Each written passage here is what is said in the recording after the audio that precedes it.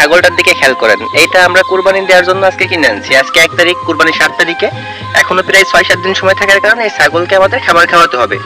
ছাগলটা আমরা কিনে আনার পর আমাদের যে পুকুর পাড়, আমরা এই পুকুর পাড়ে কিন্তু বেঁধে দিচ্ছি। আমাদের পুকুর পাড়ে কিন্তু পর্যাপ্ত পরিমাণে ঘাস আছে।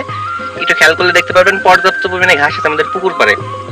কিন্তু এই ছাগলটার সমস্যা হলো, এত ঘাস থাকার পরেও আমরা যখন ছাগলটাকে ঘাস খাওয়ার জন্য এখানে বেঁধে দিই, সে খাবার না খেয়ে ডাকাডাকি করতেছে।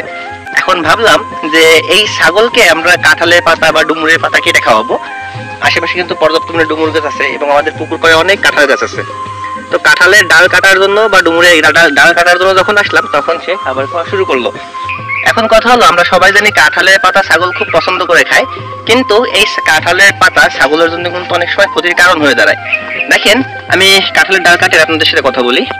এই যে কাঁঠালের ডাল, এই কাঁঠালের ডাল সাময়িকভাবে ছাগলের খাদ্যের চাহিদা পূরণ করলেও যে ছাগলে আমাদের দুধ দেয়, সেই ছাগলের দুধের পরিমাণ বা দুধের স্বাদ কিন্তু কাঁঠালের পাতা নষ্ট করে দিতে পারে। এই জন্য বেশি পরিমাণে কাঁঠালের পাতা বা বেশি পরিমাণে ডুমুরের পাতা না খাওয়ানোই ভালো।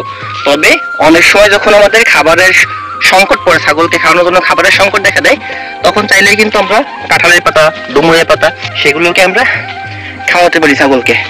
যেমন আমরা আমাদের ছাগলের জন্য কিন্তু আজকে এই যে কাঁঠালের যে ছোট ছোট ডালগুলো আছে, সেই ডালগুলো সংগ্রহ করতেছি।